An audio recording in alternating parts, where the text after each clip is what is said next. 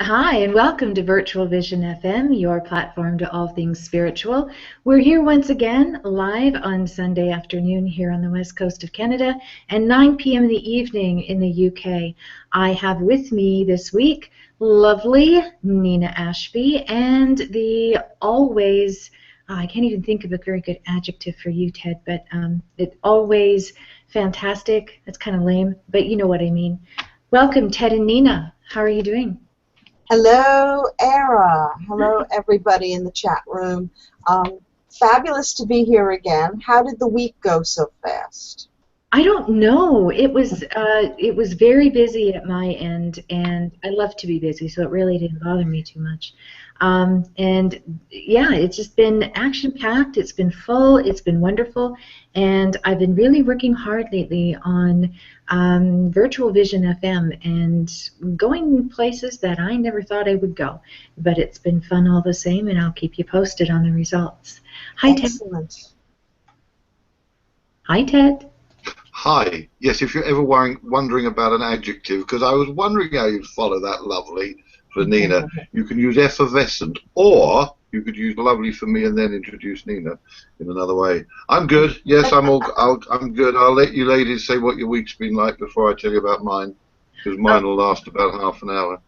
Yeah, okay. So now that we've dealt with the adjective police, yeah, usually I have those words on the tip of my tongue. Today they just eluded me. So, you know, what can I say? My apologies. My week has been, again, very, very busy. I've been working on a proposal that I'm really, really excited about. And I've been seeing clients and teaching, so it has been a rather full week. And they're going to get fuller as we move forward, which is always fun. How about you, Nina? I've had an amazing week with clients. Clients who've really been interested in knowing themselves, working on themselves, getting a range of perspectives around their life situations for their own personal growth. And there's nothing more satisfying for me than working with people who have that attitude when they come into a reading. And also a lot of new clients who also have that attitude, which is wonderful, you know, of openness. Because some weeks I get people who have a more testing variety. So, you know, great week for that. Wonderful. And also a very, very social week. So, birthday party and seeing an old friend. And I also did something really fun. I went on an astrological treasure hunt in London. That's different. Yeah, through the Astrological Lodge, heads up to everybody, all my friends there, which is an association of astrologers. So even though I'm not a professional astrologer, I've always had a huge interest, as you know, in astrology.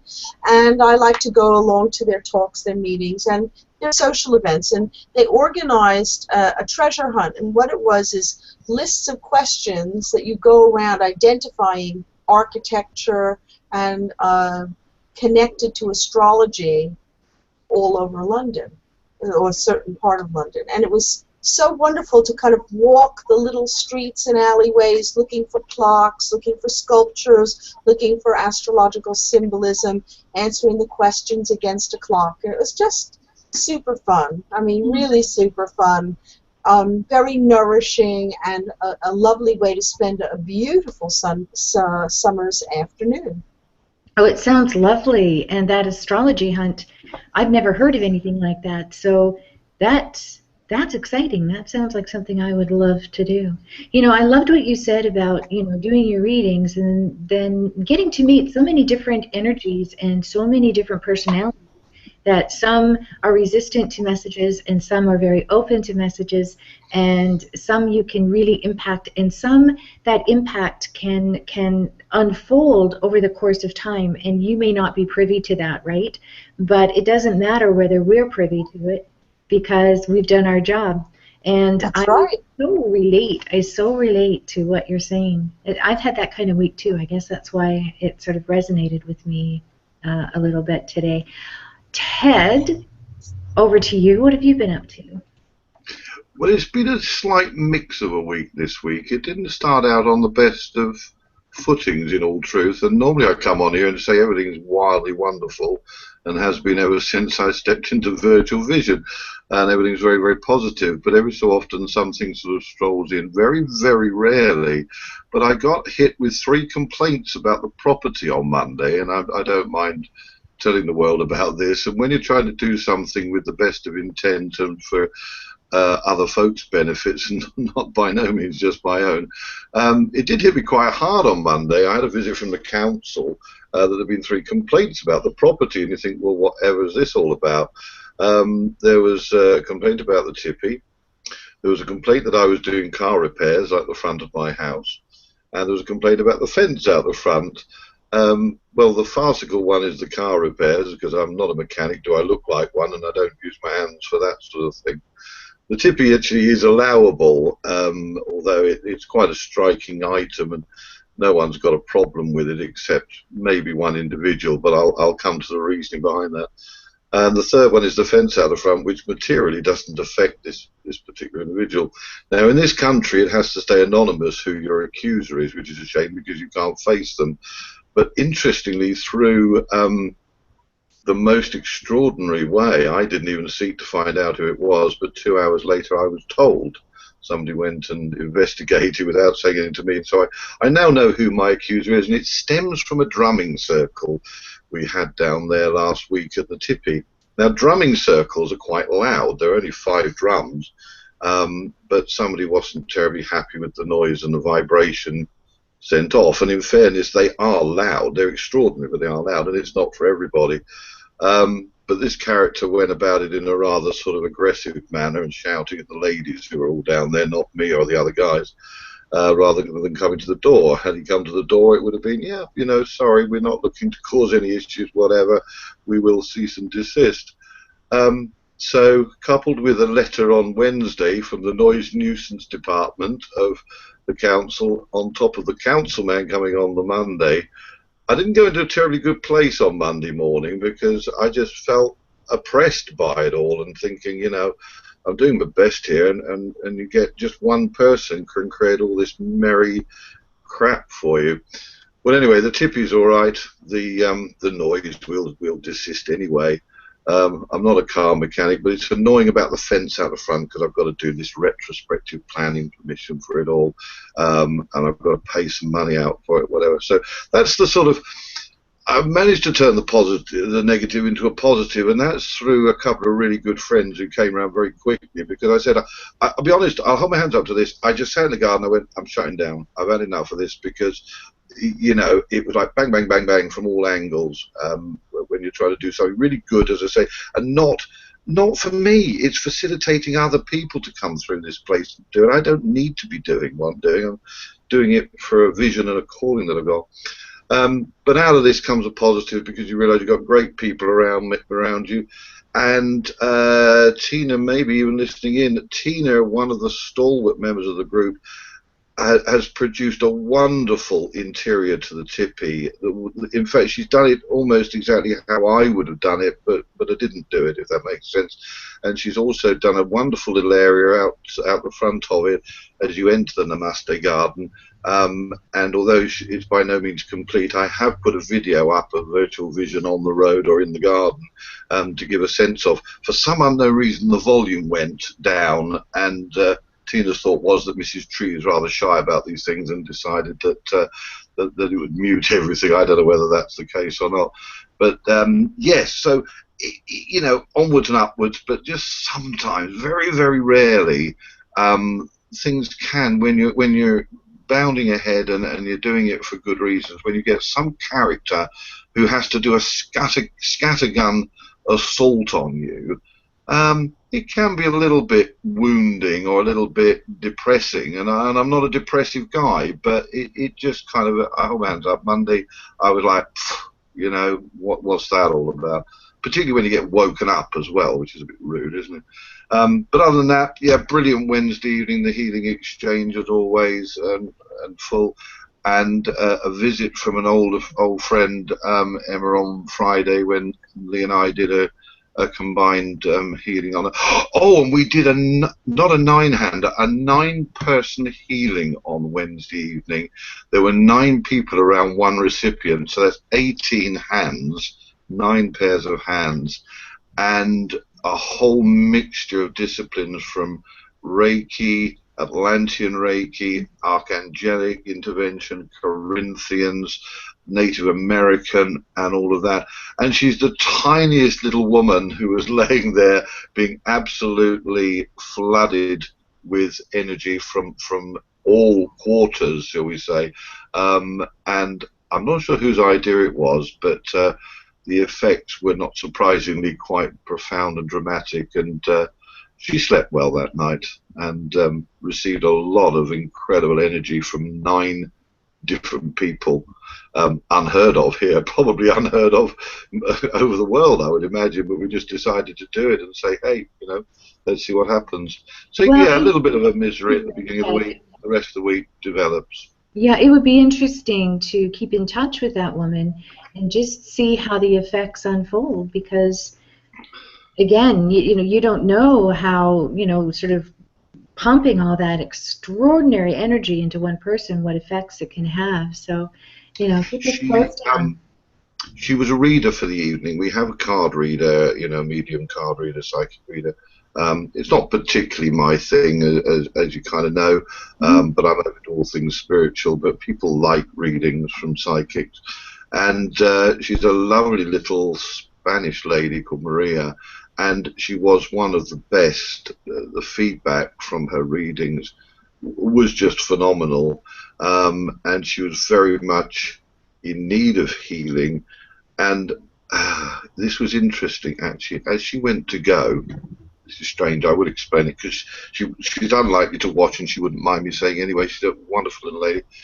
As she went to go, we had this sort of exchange of Spanish. I don't know Spanish, and there was a lady with Italian descent with her taking her home. So we just exchanged a ciao, and then it was ciao bella, and then the Italian lady said, well, it's bambina for the female and bambino for the male. I said, I know Italian. I said, ciao bella bambina. And then I said, I know even more Italian. I said, Napolitana. I said, Don Giovanni.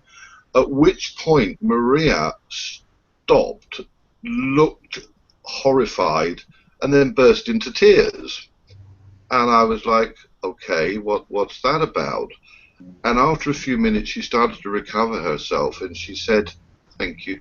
She said, well, I had a lot of problems with somebody in the past, and you've just spoken exactly how he used to speak, with the intonation on your words.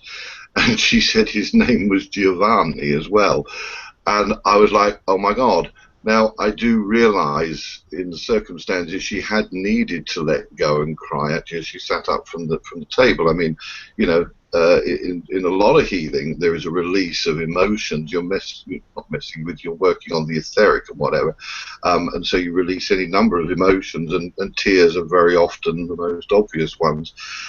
So it was meant to happen. It was just one of those moments when you think, oh my goodness me, how spirit works, because you say something in jest, and then the person absolutely stopped still, and then descended into tears. And I'm used to tears, so you deal with it, and it's not a shock. But it was still, in my mind, it was wonderful, because you think, oh my life, they found a way that she clearly needed to release it, but it was done right out of the blue in a most extraordinary way.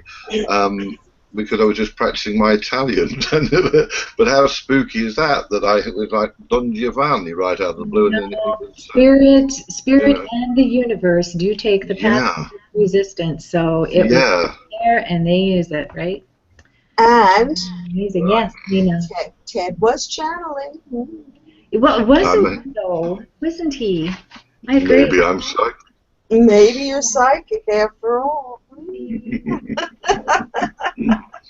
Well, you have to be in order to be a psychic surgeon. You have Does to be help, psychic. yeah. Otherwise, I'll be done under the trade descriptions. You know. Exactly.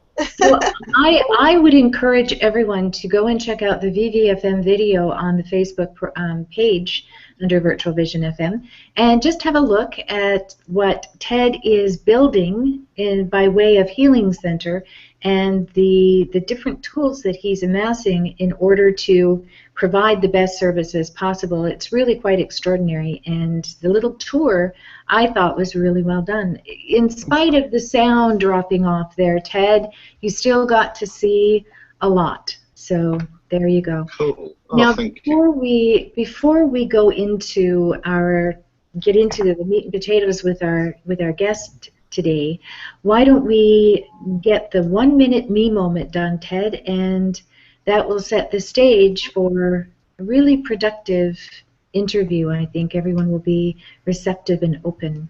So over to you. There's a plan. There's a plan. Thank you for those words about the video. The sound went off for a reason. I was doing my best for Simon Ludgate's benefit, the great filmmaker that he is. Okay, the 1 minute me moment, folks, and then we get to the guest, and I can't wait for Sasha and Nina to be having the conversation and then engaging with everybody. The 1 minute me moment came up quite a few months ago now, maybe a few years ago, where I got to thinking that, you know, we don't get enough time in our days. We should make time to take it for ourselves, but we don't. So I thought to myself, well, if everyone took just 1 minute out of their day, at least they're doing something positive for themselves and connecting just for 60 seconds a day to it.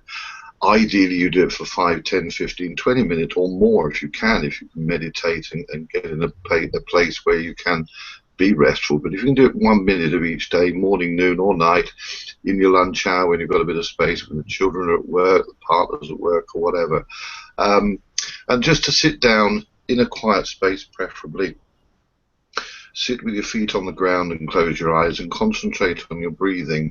And at the same time as you're concentrating on inhaling and exhaling in through the nose, out through the mouth, then in through the mouth and out through the nose, imagine a vine connecting your ankles and then another vine connected to that one going down, down, down deep into Mother Earth and wrapping itself around a rock, a boulder or a big, big tree trunk. And that's grounding yourself, which is kind of necessary and important, even if you're not going to do meditation or connection, to ground yourself each day at least once or more if you can, at least once.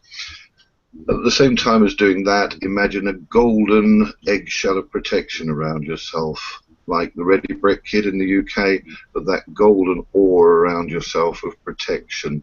And that's protection from negative energies and whatever that may assault you during the day when you're going about your business. It doesn't have to be gold, it can be white, it can be purple, whichever colour you resonate with.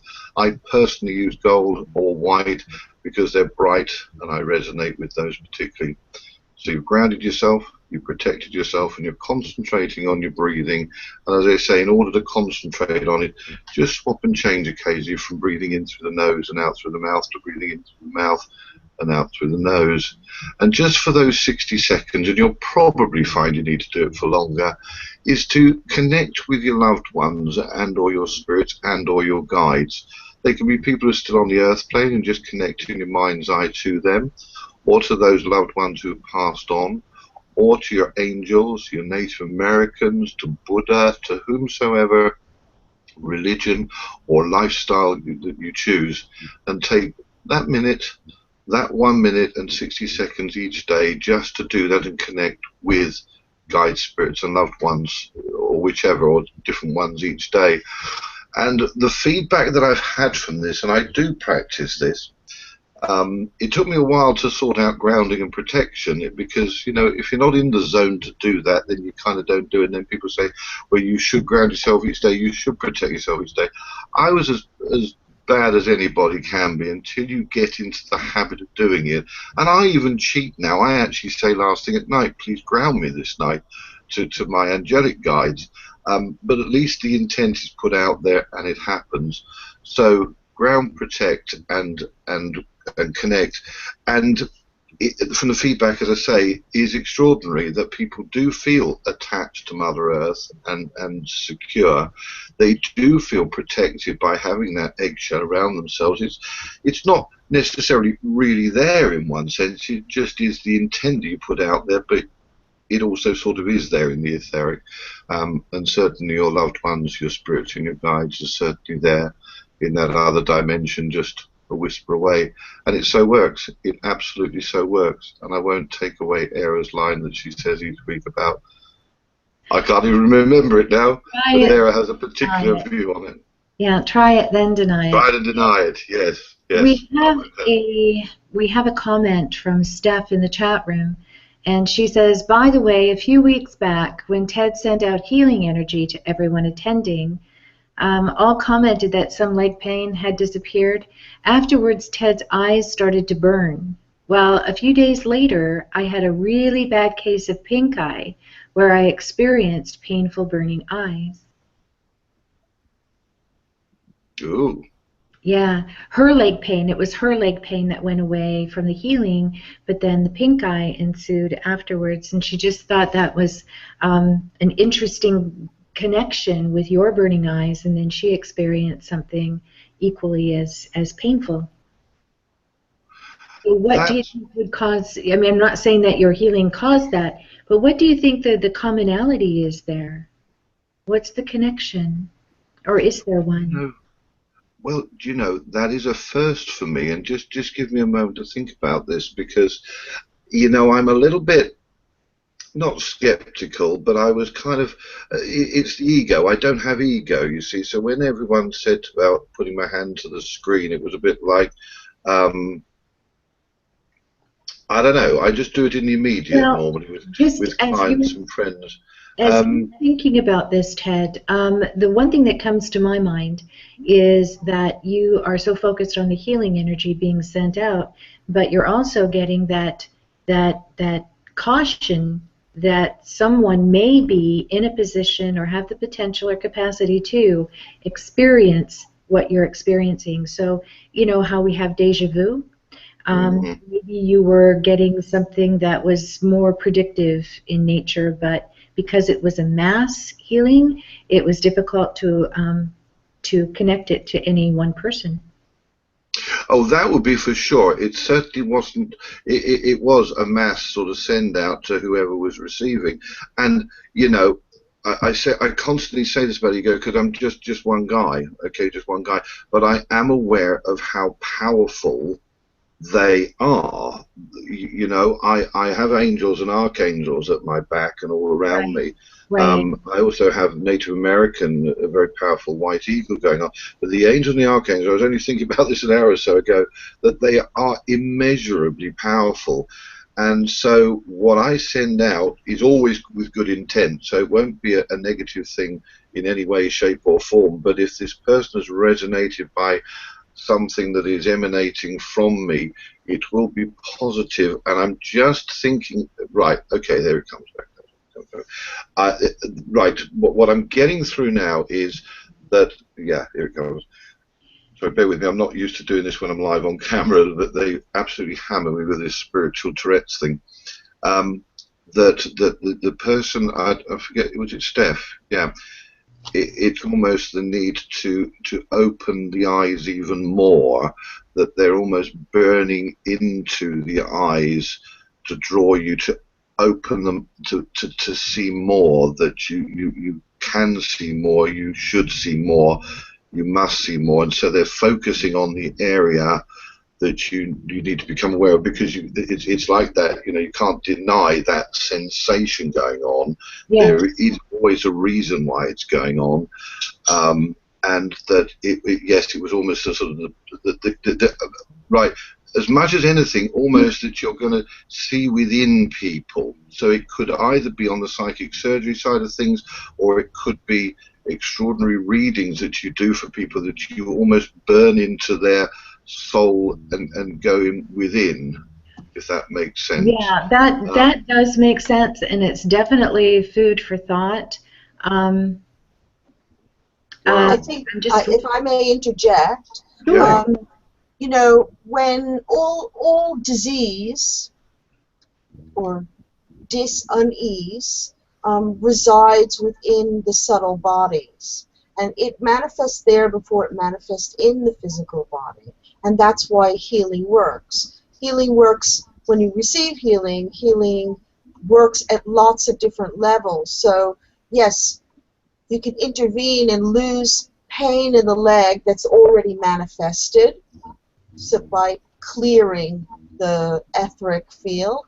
And by clearing that level of the etheric field, it also kind of lets down the next level of whatever's going on in the individual for it to be able to manifest. So for Steph, you got rid of her leg pain, and then you picked up the burning eyes, which is part of what you do as in your clairsentient state in giving healing, not knowing to whom it actually belonged, because that wasn't your job to discern that, number one. And number two, Steph then manifested that several days later, because that's the next thing that she needed to clear.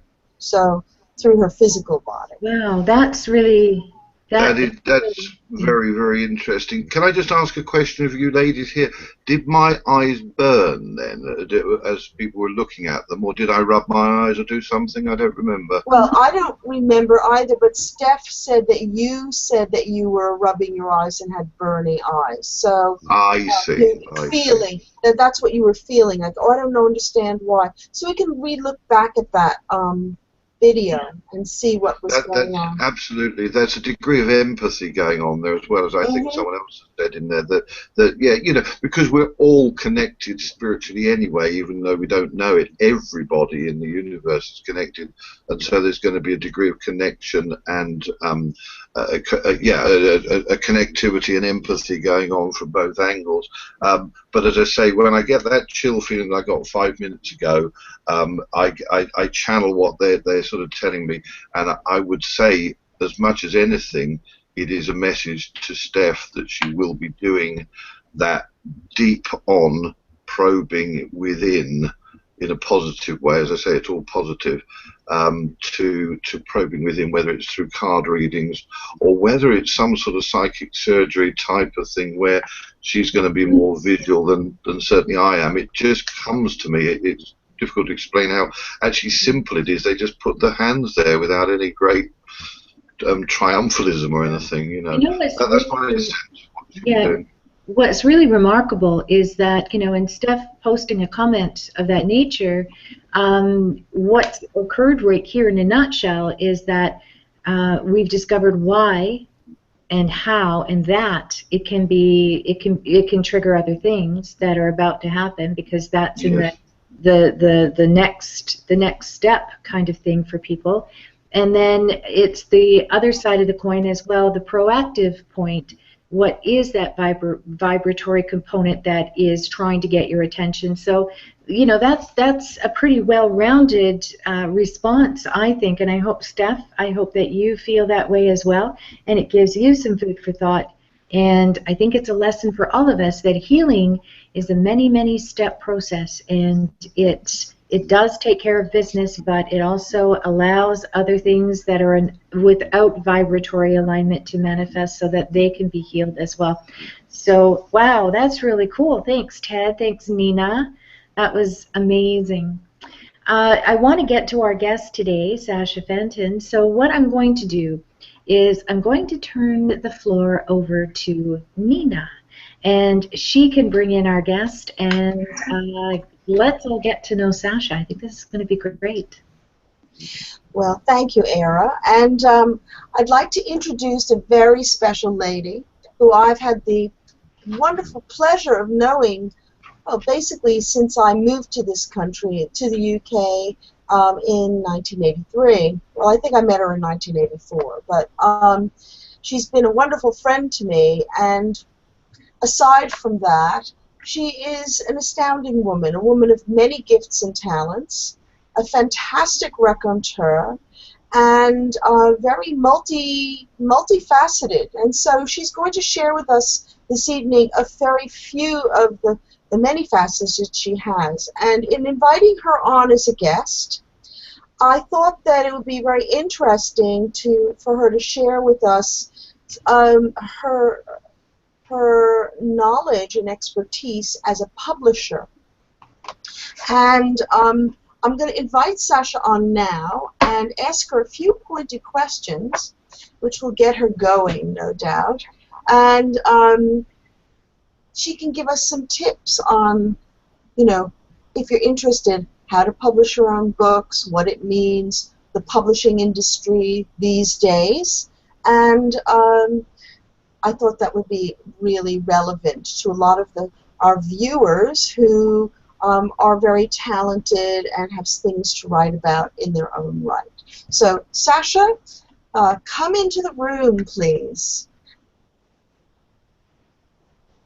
Hello? Put your camera in my phone. There, oh, we've got sound. Now we want a picture. We're here.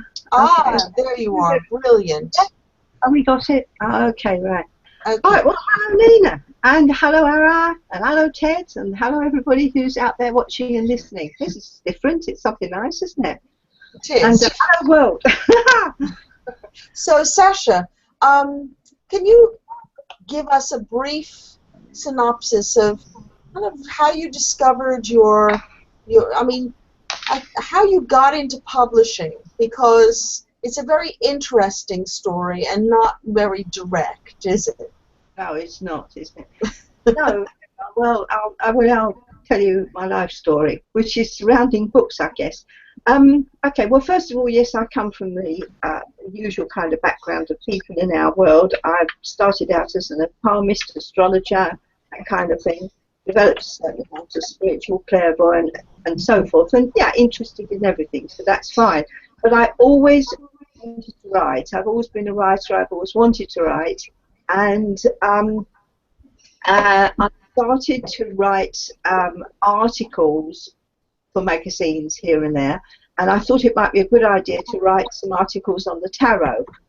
But this is going back quite a long time. This is going back to about 1983, just about the time that I started to, just before we met. And I started to write these articles on the tarot, and a friend of mine said, it's not really suitable for articles, it's suitable for a book. And I put this thing together, sent it off to a publisher, and it got picked up by the Aquarian Press, which was then the spiritual kind of psychic spiritual press, which doesn't exist anymore now. And that was my first book published. From that I went on and wrote a lot of other books. I was doing readings in the meanwhile. I was doing all the stuff we all do. And then eventually the ability to get books published began to sink down, which has sunk down a lot more since then. And I began to think about self-publishing, which is something I did off and on.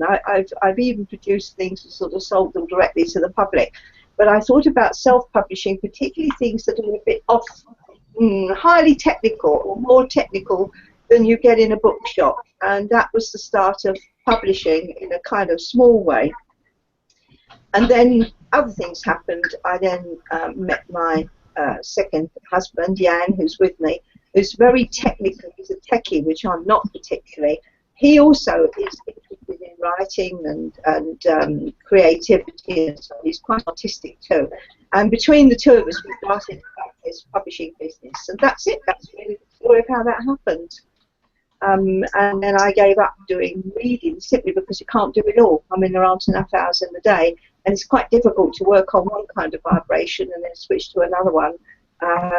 But nevertheless, every now and then I will do a card reading, astrology reading. Palmistry I find a little more difficult now.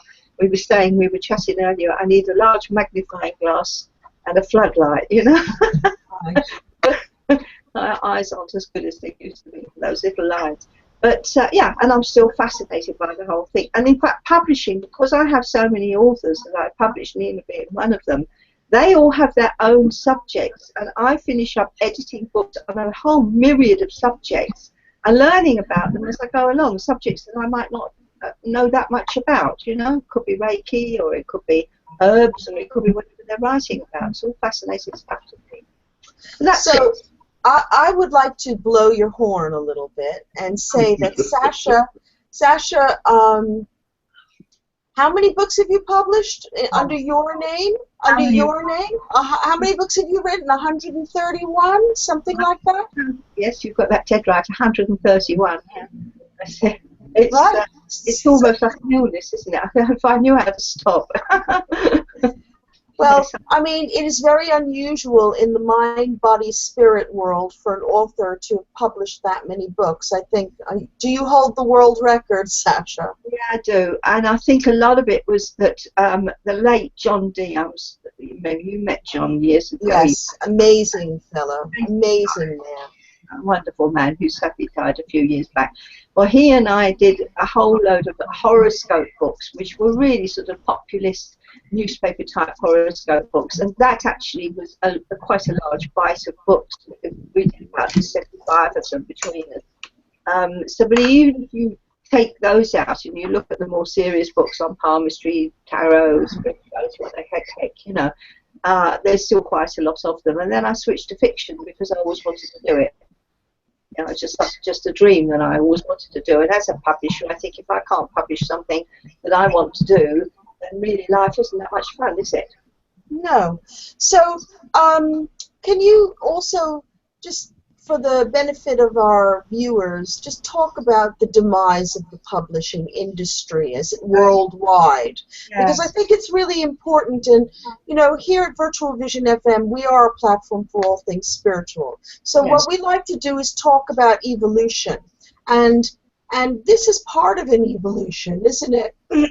Part of what's happened in the world in terms of communication. And I think it's an interesting shift that's happened. Well, it happens, doesn't it? I mean, nothing stays the same. You know, I mean, we sort of joke in this business and say that publishing, being a small publisher, is like hand loom weaving in the time of the Industrial Revolution. You know, you're fighting a losing battle to an extent, but not totally. It's what has happened is that the internet is a very good thing. It has allowed people to access information in a way that wasn't possible before, and that's a terrific thing. It means that people don't necessarily buy books the way that they did because they can find the information on the net, and I don't really see a lot wrong with that. Secondly, in our country, probably slower than in North America and Canada, is that we have a lot of television now, and an awful lot of people really do not read. So they just pick up snippets of information. It's a different world. And also the other things that have killed off the publishing industry are the fact that the high street has died off to a great extent here, and I think the main street in the States and Canada maybe as well. And consequently, you haven't got the bookshops and the outlets for people to go and browse around when they have got a few minutes, you know. And that's killed off an awful lot as well. Yes, you can find a specific book on the net, you can find, but just to go and browse around, you can't. And in this country, when we started publishing, which was now nearly 20 years ago, there were over 13,000 shops that would take spiritual, mind, body, spirit books. Here, I think we're probably down to about 700 or 800. It's that has died. And yes, you can find things on Amazon, but it's not the same as browsing through, and it does tend to sort of kill it off a bit.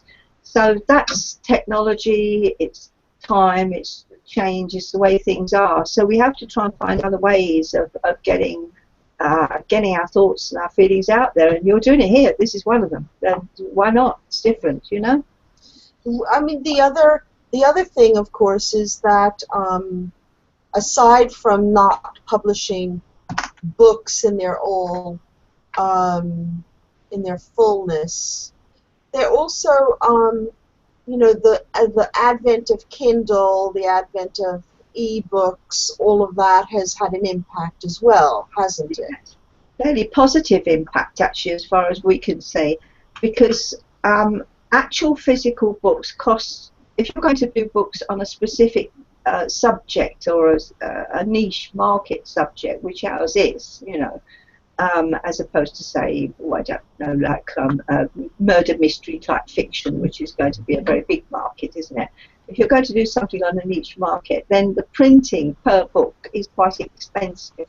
The bookshops take a discount, the distributor takes a discount, and in our country, anyway, postage has gone through the roof over the last few years, what you would call carry shipping, mail, whatever you like to call it.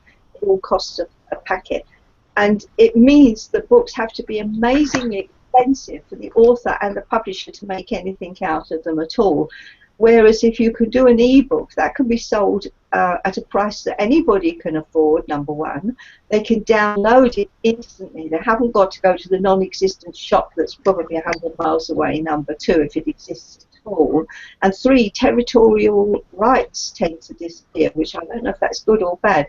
But if I bring out a book and put it onto an ebook, and we've certainly done that with yours, Nina, and if somebody wants that in Australia or Canada or whatever it is, if you want Nina's book now, you can have it within a couple of minutes. I mean, at a price that is a lot less than the printed book, and a darn sight less than it would cost me to put it into the airmail from here to there. So that's no bad thing, and that's actually increasing sales and increasing the out there part of it, because an awful lot of our people aren't really into it to make any money, just as well actually. But they're really into it to get their kind of views and feelings and knowledge and experience out there for other people. And that is one way that is, to my mind, very good. You've also got the Kindle paper books as well, which can be printed in the country, you know, that, like say in the States, Canada. They're not printed here and sent over, they're printed there. But that's helpful. So there are things that are helping a bit, but it's just going in a different way, and we all have to modernise a bit, that's all.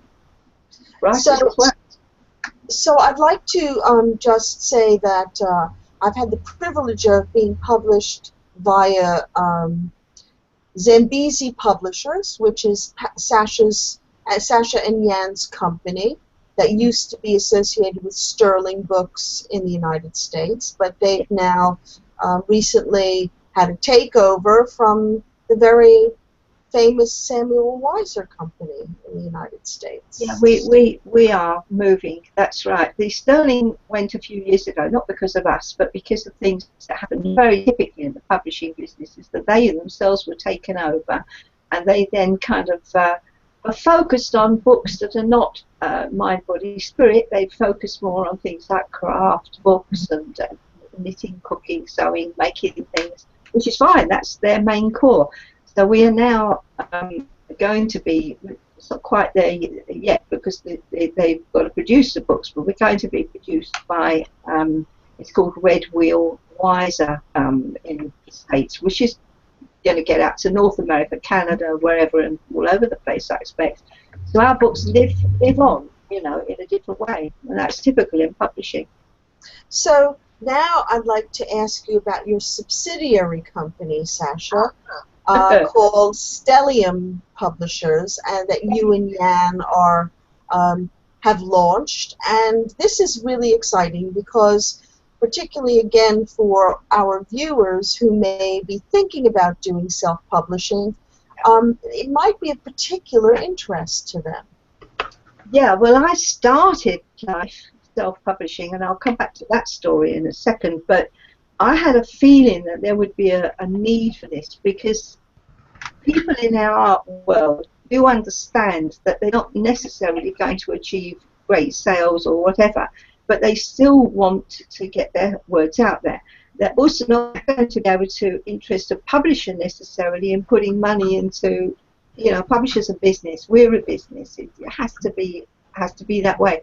But with self-publishing now, particularly the way we do it, which is quick and easy, and with print on demand, which we use as well, there isn't the need to spend a whole lot of money to get a book published. And some people, they don't even need it necessarily on the market. They need to have a book that they can sell to their clients, or even give to their clients, perhaps as part of a seminar. I've got one here I'm just going to show you. I'll hold it up to the camera. I've asked the permission of the author, and he's a local author, and this one, I'm not doing a sales pitch, I'm just literally showing people what could be done. And this is a little guy who's a Reiki healer, and if you like Reiki healing, he's an interesting man called Des Hines, and he's done this little book. I'm going to put it right in front of my face because it is a little book, but it shows what can be done with self-publishing, and I think it's terrific. Here we are, I'm going to go right in front of my face, you're going to see it now. Can you see that? It's a green, going up, going up, going up. It's got a lotus on it, and that's it. It's just little. And if I show you how little it is, it's little, because it's just saying, what he needs to say to his clients. And that's one form of self-publishing, which wouldn't go into a bookshop because they're so little. But it's perfect for him. And that's it. It's a lovely book on healing, the Reiki, and all that kind of thing. So that's one. But we get all kinds of things. We get memoirs, we get poetry, we get things that people want to bring out that don't necessarily go on the market. It might just be for themselves, their family. Others are intended to go out there. And we're getting quite a lot of people writing novels that they ask us to produce for them, which come out only as e-books. And the beauty of that is no printing. And the most expensive part of the job, as far as a self-publishing author is paying to set up and to do the printing and to have books. Whereas as an e-book, they've got the book out there immediately and it doesn't cost very much at all. So that's nice. It can be spiritual. Funnily enough, all the books we've done so far have had a spiritual element in them, all of them. But it doesn't have to be, you know. There you go. So it's entirely possible for people who've written something to publish by themselves or for themselves. They can do it totally by themselves, yes. But what would you say would be the advantage of doing it through Stellium, for example? I mean, what do you offer the individual? What do they get for paying for your service? Well, yes, and that's another thing also is price, isn't it? Because you can pay many thousands of pounds, dollars, whatever you want. And we don't. We charge much less than that because we just charge what we need to charge. What do we do? Well, a lot of people are not that techie, and I have to say I'm one of them. I'm fine with people, with editing, with anything to do with writing or with the subjects, and even marketing to an extent. But the techie production side, which can be tricky, particularly when you're looking at things like diagrams, illustrations, photographs, anything, is absolutely outside my range. But fortunately, my husband is a techie. He calls himself Spock because he's half man and half computer, you know. Aquarian. And, you know, so you've got that techie side, plus the fact that I was first published in 1964, believe it or not. So I have a fair old experience of writing and publishing and can help people with things like grammar and punctuation, which a lot of people don't understand, particularly punctuation, and also what can be published and what not, how to do it, how to go about it. But somebody can produce a book, Amazon, Kindle, not Kindle so much, but Amazon have some methods that people can do for themselves and they can produce something. But if they want something that is really professional, really attractive, and also the printers that we use, they deal with publishers as opposed to, you know, just ordinary people. They're a very particularly good printer. You do finish up with a better job. That's all I can say. But I wouldn't say to people, don't do it yourself. I'd say, you know, do what you feel you can do. It's daunting to some people to do it entirely themselves, and we can take that pressure off. What about, in fact, this chap, Des, said, wow, he said, I can get what I want. It doesn't cost me anything. I don't have to do it or worry about it. That's it. Right. So some of the things that I've been ticking down on a little list here that would daunt me if I were to publish by myself would be the following. Not only the editing, I'm actually pretty good on that, but it's always good to have somebody else cast their eye over things, because it's easy when you write something to get a little bit lose the bigger picture for, you know, get lost in the forest for the trees. Actually, lose the forest for the trees. So editing is really a key, and I've read many self-published books that could have done with not only punctuation and grammar and spelling, but just having somebody say, look, that's, you know, repetitive, or, you know, you really don't need this. It doesn't focus on, you know, the actual subject of the book. Yeah. The other thing is the actual decision about should you do print on demand, and we haven't really talked a little bit about print on demand, what that means versus publishing, and or Kindle, or other kinds of e-book. Let's just call it e-books rather than Kindle, because Kindle's only one facility to read e-books. and what could be the advantages of this. And then the other thing, of course, is getting into your ISBN numbers and registering your book so that it could be sold on Amazon or other kinds of websites and traceable as copyrighted to you.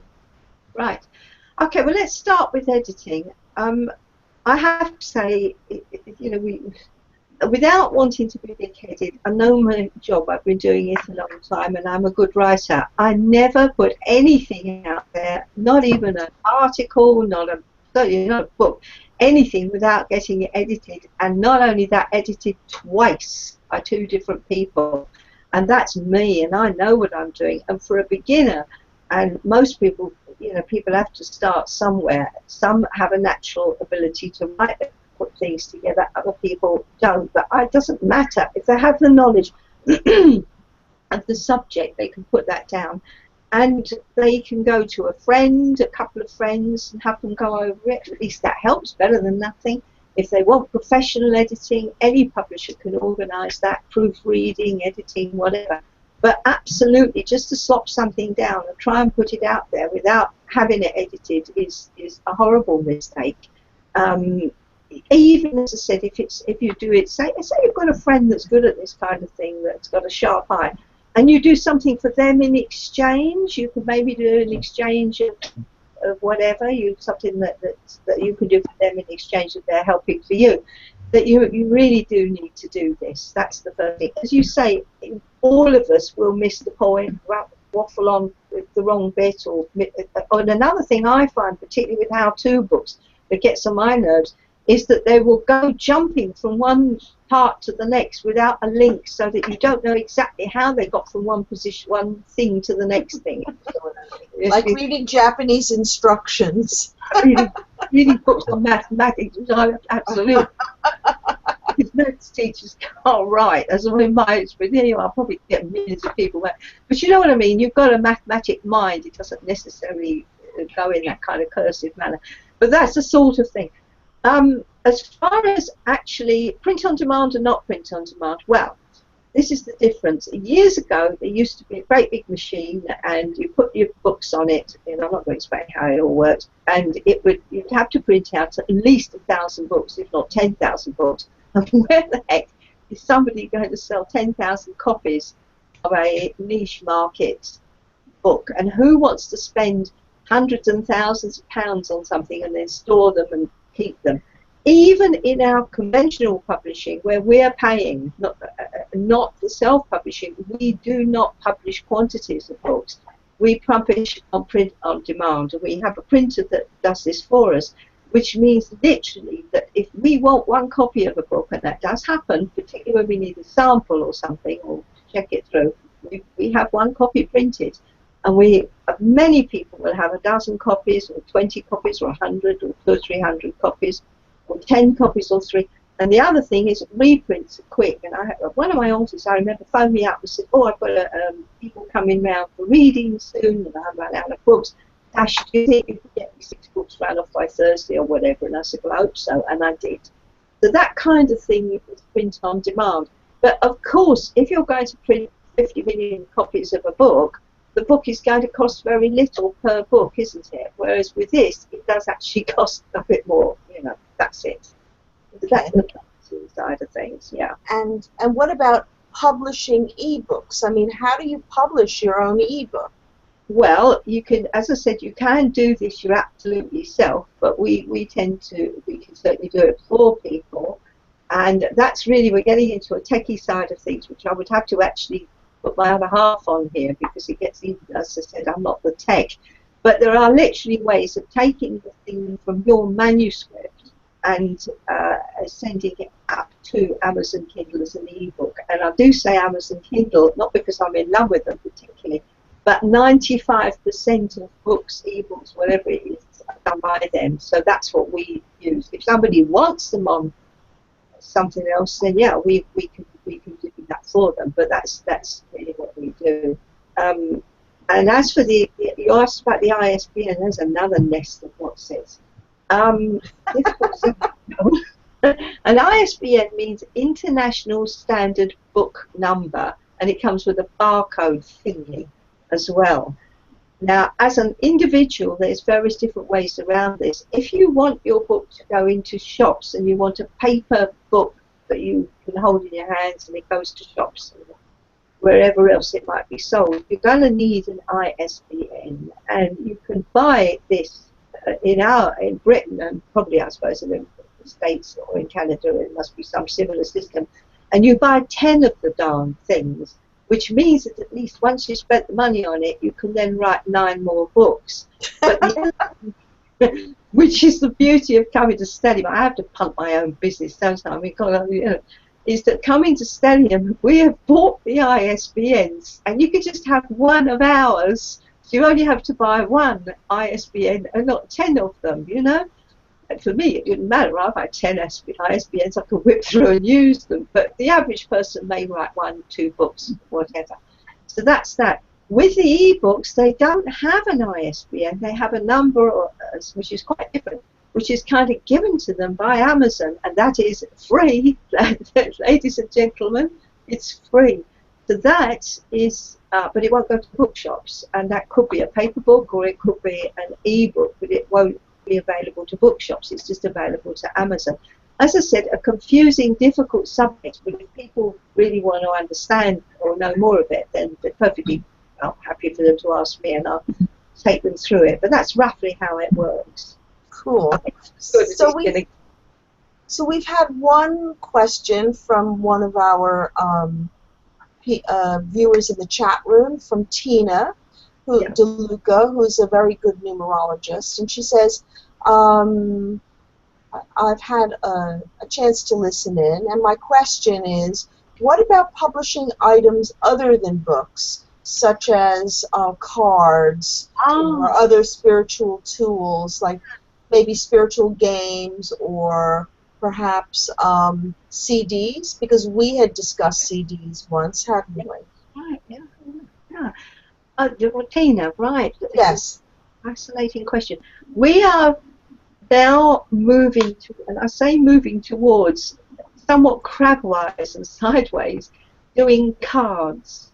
It's doable. It's getting doable. Now, let me just backtrack a little bit back to books for a moment. One thing that was impossible for a small publisher in small quantities was colour.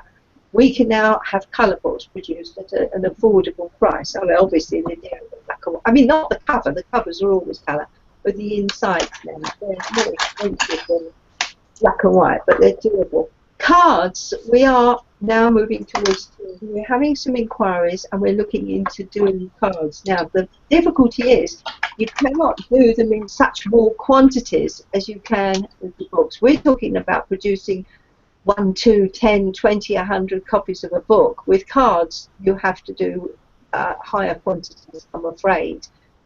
Now, I'm just going to stop and I'm going to turn around and ask my husband here, Jan his name is, for a bit of advice here, because we're wandering into a techie area and I'm not the techie. So, Jan, cards, got any ideas there? You'll get a disembodied voice. It's not my spirit guide, it is my other half.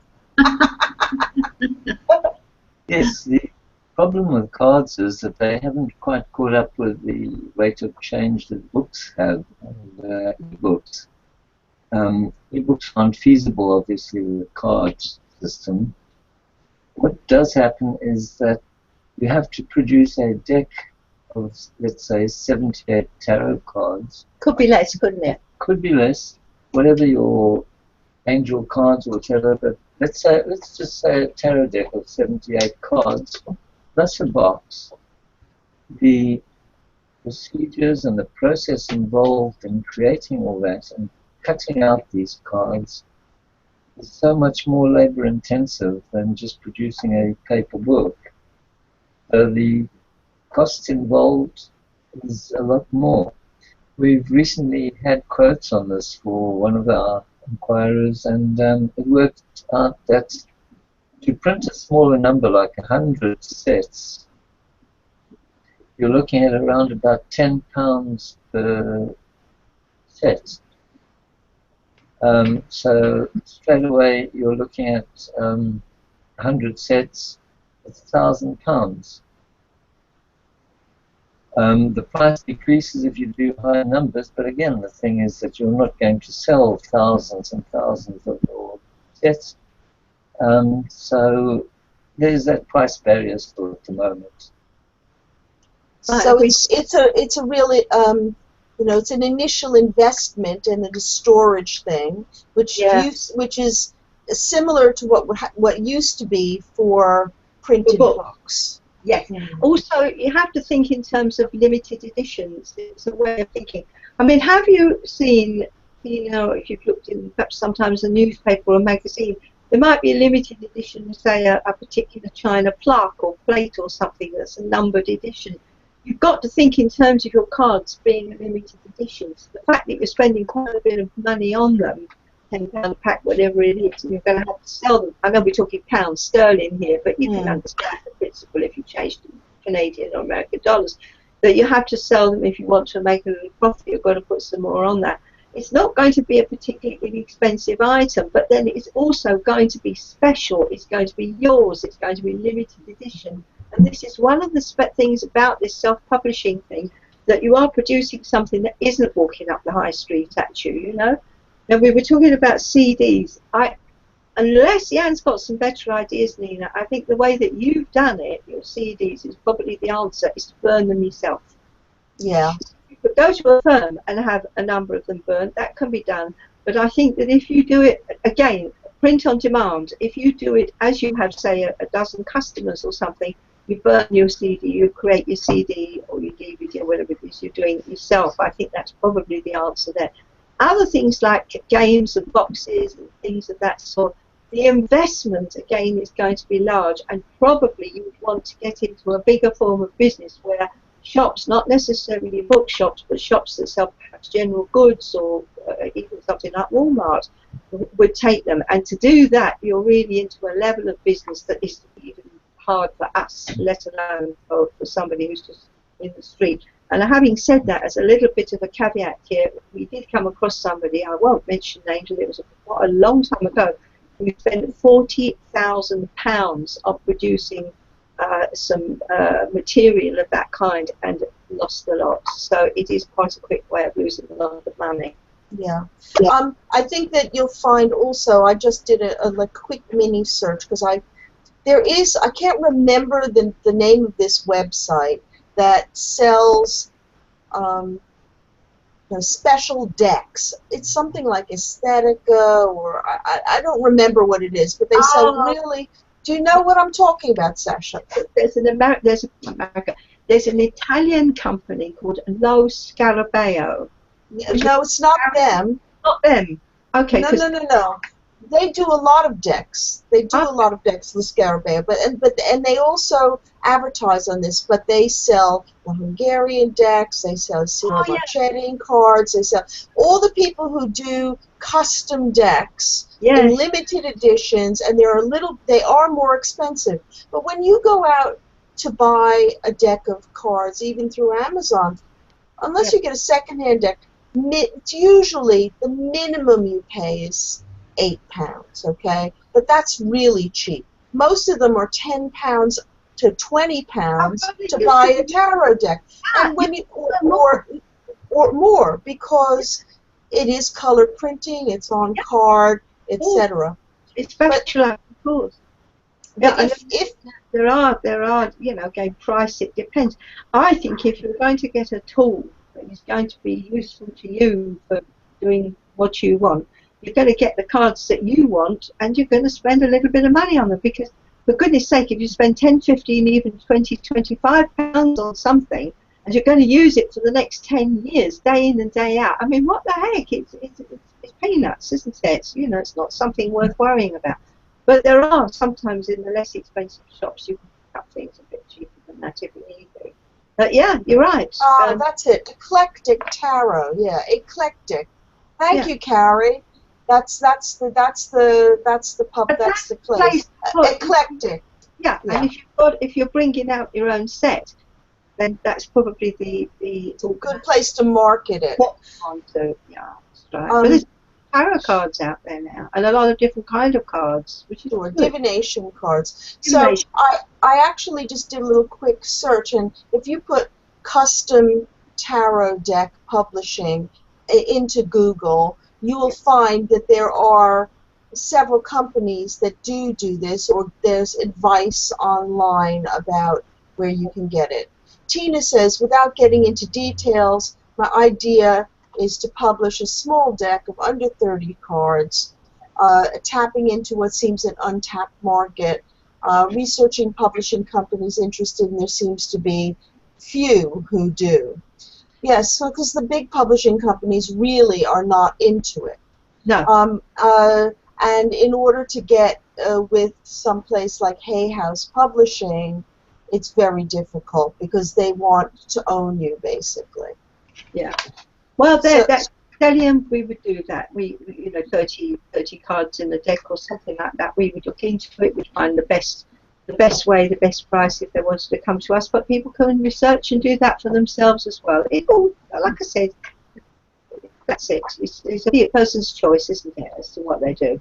It's worthwhile to have a look on the net like you've just done, Nina, in the States, because in the States you'll find that pricing and that kind of thing will be, and availability will be a lot better than it is here in the UK. So if Tina's in the States or Canada, have a look on the net, and you'll find various sources that will probably do you a better deal than we might be able to do from here.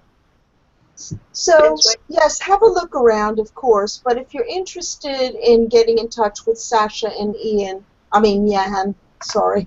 Why did I call him Ian? Jan. You can reach them through zampub.com, and they will refer you to their Stellium. Yeah, we'll talk. So there you go. If you have any other questions with respect to cards, please put them up here in the chat room, and because we're going to be changing the subject pretty soon, and maybe I think it's a good time to bring in Ted and Era and ask if they have any questions while we're waiting for any other questions from the chat room. Ted, Era? Well, this has really been interesting, and thank you for such a productive and illuminating interview, Nina and Sasha. You know, I have a few books out there myself, and I know how, I know what it took for me to get them out there. So this dialogue that we're having today is quite enlightening. Now, Nina touched on something that was one of my things that I get a little antsy about, and that is the repetition quality in a book that is being put forward for marketing. And, you know, I do a lot of channeled work, and so channeling, you'll know when you're reading a channeled book because the information is layered, but it also tends to be repetitious because it is to ensure that new paradigms are being seeded as the client is reading the book, right? So how often, I don't know what the exact question is. I know that when someone is editing the book, that they'll come back to me and say, well, you know, there's repetition here, and do you want to get rid of it? And I'll say no, right? So I guess are there allowances for that? Does the author actually have that recourse to absolutely say no cutting of this? Well, can I come in on this one? Oh, absolutely, Sasha. Okay, fine. Well, first of all, self-publishing, then we would advise, but obviously you do what you want. It's, you know, your way, your choice. About the only things, there are certain things that even we would not publish, but I don't think that anybody spiritual is going to be producing something that we wouldn't publish. But we might advise and think, you know what, this is a bit repetitious. And if the person says, I want it that way, that's fine. When it comes to the conventional publishing, which is going to go into the bookshops and out into the wider world, the publisher has the control and the author does not. But we're not, I've never been the kind of publisher that turned around and said, do as you're told, that's it, hard luck. I've always worked with the authors, and I've always said to them, look, this is why this is not working for whatever reason it is. And to be quite honest, you always kind of they understand. Once people explain, they understand. And we'll even allow a certain amount of leeway in the book that we're publishing and we're paying for, and it's going out to the shops. But as I said, self-publishing, with a great extent, you can do, you've got the choice, you can do. Free reign, I guess. Can be difficult, because the whole subject of channeling, that they're expressing themselves in a way that isn't exactly, unless you're channeling an author, it could be a bit difficult, And believe me, some of the stuff I've written has come through as well, I can add a little bit to this to sort of explain why these bigger publishers take that viewpoint, and that is that they actually have to have a commercial view on it. The book may be excellent, but they have to be able to sell it, first of all, to the bookshop, and as well they have to sell it to the customer. And the thing is, you'll find that very often what the bookshop was going to accept has to be in that sort of format. And if the bookshop owner feels that it's too repetitive or something or other, they won't take the book. So that's what the publisher has to deal with, unfortunately. Yeah, it is unfortunately business as well as spirituality, and you're balancing those two things, and we're stuck right in the middle of the two, which is nice, actually. It's fascinating. Yeah, it would be. Thank you so much for that insight too, Jan. That's really, I really appreciate that.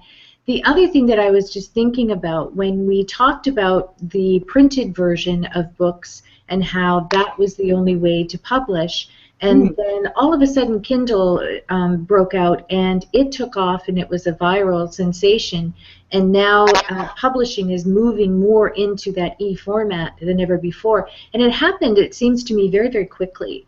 So when we're talking about concepts of new things such as cards, like Tina was talking about, is there what is your take? What is your take on how quickly that would take off if it had the opportunity to do so? Yeah, nice thought. Yeah.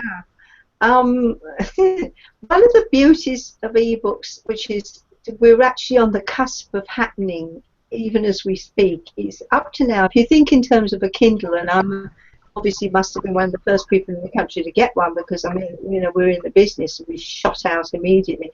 But that was black and white writing, but you can use your tablets, you can use phones, you can use all kinds of devices. So colour now is, it just costs nothing to produce. Of course, you've got to produce the artwork in the first place. That's not cheap. But actually printing it, there's no printing. And I could imagine cards. If you think about the number of card reading programs, or you can Google up and you can get a tarot reading or a card reading online, can't you? So there's got to be some possible way of doing something like this with hyperlinks and so on. But we're working into a tricky area now, which is hard not only for somebody like me to produce, but also it's quite hard for people, ordinary people out there, to use. Although having watched that, my younger generation, I've seen my grandchildren, they sit on the phones all the time and they can cope with this without thinking. So I think the answer is, we're on the cusp of a new age, of a technical revolution, which we have to go with and we have to make the best of. Not complain about, but embrace. Yeah, so, can I just say that I have several card reading apps on my phone. Right. Already, and that's how you do it. A card reading, that you write an app for the phone, either for your iPhone or for Android phones, and it has the standard thing. You can choose one card, you can choose 2 cards, 3 cards, you can have a 5-card spread. It brings the card, you choose it by flashing across, which is still random. You're still picking cards, so which is the same technique as cards. And then it shows you the card. You flip it over, as they do, and then there's a written side on the back, so you get the image and the writing. And then you still have to put as a reader, still have to put it together, because it's like the old-fashioned thing where you're looking at the book. You pick the Ace of Cups and you read, this is what the Ace of Cups means, and then you have to figure out what it does, how it applies to your question. So the technology is really through apps, not necessarily through Kindle books. It's a different publishing stream. Yeah, it's different devices, different means of delivery, different means of acceptance. I think you're right. I think it's still the same problem because a card is a card. Linking cards is still a problem. Synthesizing cards, synthesizing astrology, all of these things are. But, you know, we'll gradually get past these things in time. And I don't know about you, Nina, but it fascinates me, you know. I mean, it's an unusual program for you, isn't it? Because we're really talking about the technology of these things rather than the spirituality. But it's quite fascinating how it's developing, I think. Yeah. I think it is. Sorry. Yeah, no, I mean, I think it's developing extraordinarily in leaps and bounds. Everything is on an accelerated path, and it's only a matter of time, which we all know time doesn't exist anyway, so it could be any moment, right? So, you know, I think it's phenomenal. Your knowledge, Sasha, is extraordinary. I would just love to sit and pick your brain for hours because you know so much. We do have more questions in the chat room, so I thought we would turn our gaze to that for a moment. Carrie in the chat room. I'm not sure if she's mixing apples and oranges here, but I'm not the expert, so I'm going to give you the question. And when you publish with Amazon.com and you do a print-on-demand version on an ebook, right? do you have to get an ISBN, or will it just have an Amazon number? Okay. I'm going to pass you over to the techie department. Here's Jan, who will answer that very clearly. Or Kerry, right? Hello, Kerry. Here's my husband. Here's Jan. Hi, Kerry. Yes, you can have an ISBN for an ebook. The thing is, you don't have to because Amazon will assign their own ASIN number. Put it this way, every book has to have some kind of way to be traced on the net by the bookshops. So you don't have to have an ISBN for an ebook, but you can have both. And certainly if you do a paper book, the ebook version, you can give that an ISBN as well. Does that answer your question? I think it does. I didn't know that. See, I'm not the expert, so yeah, that's cool. So we have another, Carrie, I hope that was sufficient. I think this is excellent information, actually. The next question is from John David Parker. Sasha talked earlier about a small book, so may I ask approximately how many pages or words must a book have? Or that's a good one. Yeah, what an interesting question. Right, well, let's see how many pages are in this particular book because it really is really small. The book that we showed you earlier. I'm going to put it up in front of my face again. I hope that helps you. Does that help? It has 54 pages in it. We've done a similar book which had about 10 pages less. The thing is that when you have such thin books, you can't have the title on the spine. And if you don't have the title on the spine, then a bookshop is not going to be interested really in selling it because they want to put on the shelf so that people can see the title. You'll sell it in gift shops and that kind of thing. You'll sell it on Amazon. This book is available on Amazon. It's got an ISBN number, but probably the bookshops won't take it.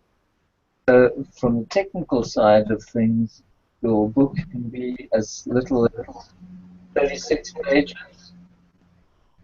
But to have it go into the bookshops, you want it to be probably at least 100 pages or more, so the title can fit in. Yeah, I would think so. Don't forget with an ebook, because there aren't pages as such, that could be smaller or larger as well. That also allows for different sizes. And for those who write fiction, quite a lot of people that don't write very large fiction books, they write what they call novellas, are getting published in ebooks. So this is allowing more flexibility, really. But that really is a small one. Can you show us the other little one as well? Again, we have the author's permission. This is not Mind, Body, Spirit. It's just a little book of little poems that he did, and his wife did the drawing on the front. I'm going to hold it up to my face here, called The Little Book of Lyrical Lines. No ISBN, not on the market, purely for friends and family, or they might sell it. They have a little shop doing crystals, and they might sell it there. And here you've got little poems inside. You probably can't see it, but anyway, little poems. And it's a very small book. But then on the other hand, if you could just pass over, say, Rising Signs or one of the others. This is the same moon signs, actually. Moon signs. This is a commercially produced book from our conventional side, but we use the same printer, the same style, the same method. And look at the size of that. That is a big astrology book with all kinds of stuff in it. So, and then you do even bigger ones with covers and all sorts of things. So it's best to get a quote, get a price, and find out what it is you want to do, what you want to have. Oh, that's perfect. That's perfect. That's extraordinary. I'm just going to pass you over to Ted. I think Ted has a question or an observation to make. Yeah, yes, to you folks. I mean, I just found this show absolutely fascinating. I haven't said very much so far, but yeah, well, because there's a lot of questions, and Nina and Era are great. It was a couple of things actually. I mean, I'm not a great book reader, in fairness, but I've often had sort of ideas in my head of how to get the word out there, and I've got a book title in mind of what I do. So from what you said, it's very encouraging, and how sort of straightforward it all is. That's the observation I'm going to make, and so in time there may be something published by myself. I'm just going to make one observation, because I've noticed in the chat room one or two people talking about books in the flesh sort of thing, and also that this is just a thing with me. I'm kind of old school, so when I'm asked to do distant healing, for example, it's not quite my sort of thing. I prefer to be in the immediate of having a client literally right there in front of me. And for me personally, I'm a little bit, I appreciate social media and all of that to get the word out there, and I'm very much one for getting, you know, the word out there, in my case, of old school hands-on healing, passionately about that, and the reality of the angels and the archangels and all of that. But part of me just balks slightly at card readings online. Okay, it just does with me. It's only a personal opinion.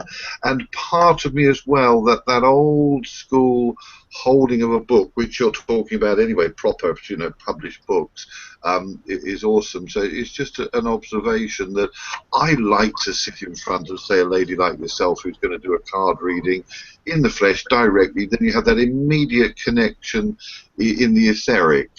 Does that make sense? It's great that there's this wonderful internet and there's these wonderful production possibilities to get stuff out there, but the old school of not necessarily in a darkened room behind curtains and being all mystic Meg and whatever, but there's a lot to be said for that, isn't there, when you sit with the looking in your crystal ball type thing. That has an added loveliness to it, to my mind. Don't you think? I wouldn't want that to be lost in all of this modernity. That's just my observation.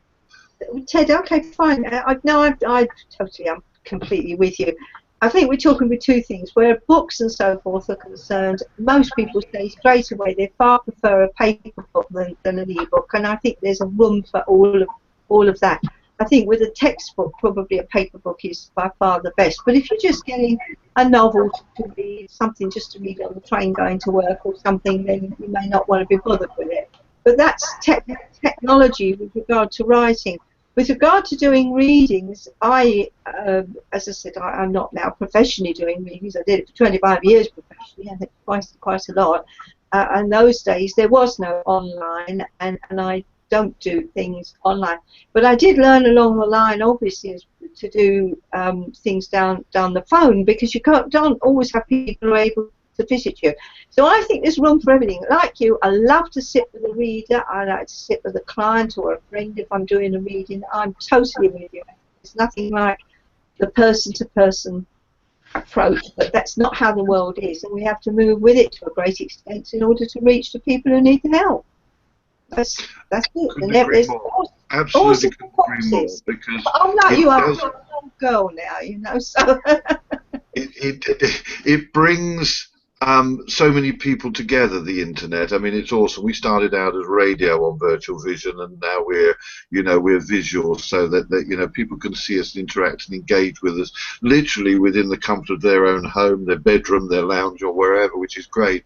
And as I say, I use the internet as a great facilitator to get message out there and have contacts that there was no way on earth I would have had back in the day. So I see both sides of it, but as I say, I was just partly there were one or two comments over the other side that old school has its validity. Exactly, and it's got its place, and there's many views out there, and many people who I've both as readers, perhaps writers, and as recipients of the knowledge and information who prefer to do it one way or another. And I think there's room for everything, and I don't honestly think I would want to say that it's a right or a wrong way. I know what I like. I like to sit down with somebody who knows what they're talking about and get a read. It's nothing nicer. But you can't always do that. And before I hand back to Nina, because I know she's going to take you to readings and the room, this is just a purely off-the-cuff observation.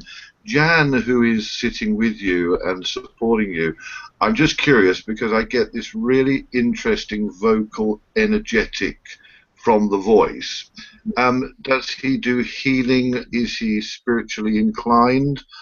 Because there's something very special about the energy in his voice. It's one that I could personally listen to for hours. So it's just one of those things. I'm very much like that when I engage with Era. She has a certain way within the timbre of her voice, sort of thing.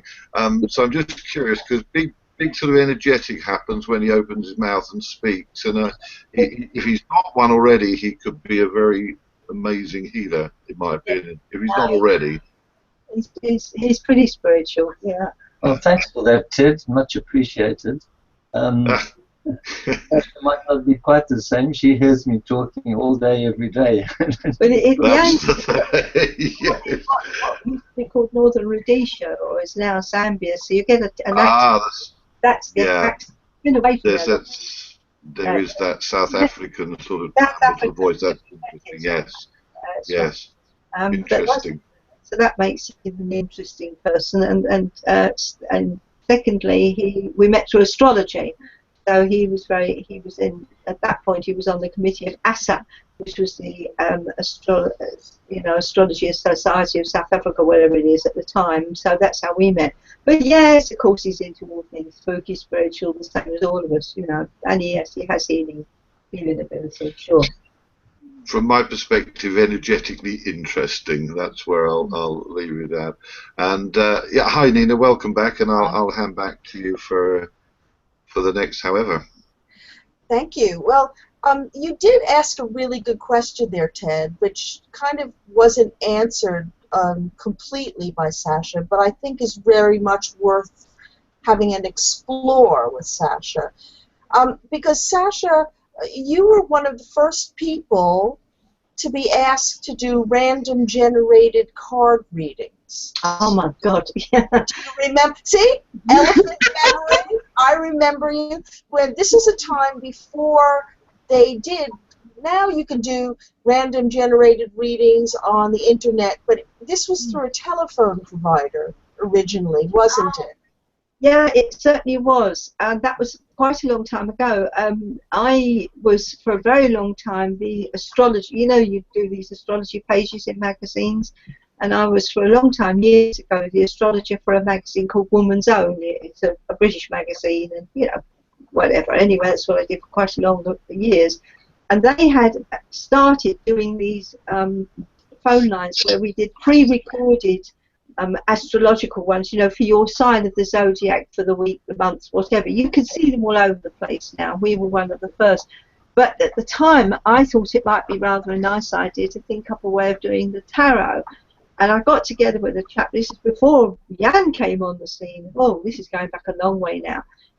Who was very technical, and we did this random tarot thing where you got 3 cards randomly picked for you, phone line, and it would say your 3 cards are this, this, and this. Now, honestly, I am hand on heart going to say I honestly don't know how much use this kind of thing is. It might be a lot of use, it might be no use at all, it might be some use, or it might just be purely for amusement, but we certainly did that at the time. And we did it as honestly and sincerely as we could, both with the meaning of the cards and the way that the theme worked, and hopefully at least, put it this way, rather like sort of the Hippocratic oath, we tried at least not to do any harm, even if at the end of the day it didn't really do a heck of a lot of good. But I honestly don't know. So there you are. I still think but I remember you talking about this, Sasha. Yeah. To me, as we do over the years. And what you said to me at the time was you didn't understand how it worked. No. Literally. I mean, it seemed so random, but it did. It did work. And people got amazing answers to their questions. And it surprised you because you thought it was, well, it's a lark, it's what it is, you know. But it did work. And I feel that, you know, the interesting thing about this is, of course, in our world, everything is always connected. So why shouldn't it work? Well, yes, exactly. I mean, if you do a reading for somebody else on the radio and you're picking the cards for them, it's exactly the same thing, isn't it? You shuffle the cards, put them out, and you pick them for the person, or the person themselves has got a deck of cards and they pick them out. And the whole thing to me is why tarot or why card reading or the runes or any of these things should work is still a great mystery. I've got it down as on one of the lists I'm going to ask when I get over the other side, you know, among other questions. Many questions I have to ask. Other things are much more, to my mind, you see, I'm spiritual and I can do the mediumistic stuff and all that. I don't have too much difficulty, but I'm also very practical.